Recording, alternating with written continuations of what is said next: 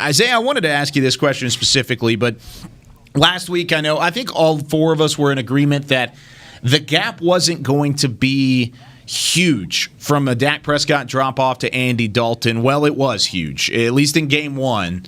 Is this something that we can expect to continue from Andy Dalton moving forward, or is it really kind of just an anomaly and something that he had because of a lack of reps? So when it comes to quarterbacks, let me think. How can I address this? I wish I could see Isaiah right now. Me too.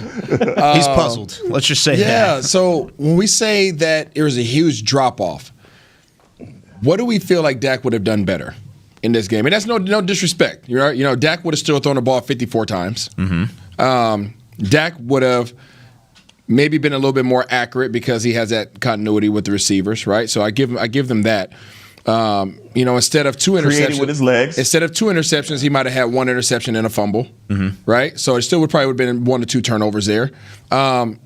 I'm not sure what would be drastically different in this game aside from just the timing with the receivers. Andy Dalton didn't receive time, and I'm not making excuses for him. It was a longer week.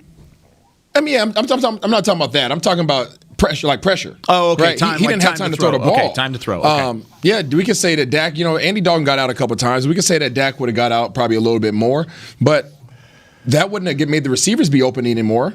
That wouldn't have made the receivers catch the ball any more efficiently. Mm-hmm. I just don't see where Dak would have had that drastic of an impact, and that's no shade on him. That's just being real. I think it would have been better, of course, simply because of his continuity, but his effectiveness. These boys was coming. They were coming no matter what. I don't care who you would have put back there. You could put Joe Montana back there. You could put Troy Aikman back there. These boys did not care. Right? They were going to disrespect anybody that was back there, and these receivers were still going to have trouble getting open against this secondary. Mm-hmm. So the issues were still going to be present. I'm sure Dak would have did a little better, but I still see when we look at the stats, I think the turnovers are still there. I think the pass attempts are still there. They won the time of possession, right? But hey, this ain't good. But I just don't see.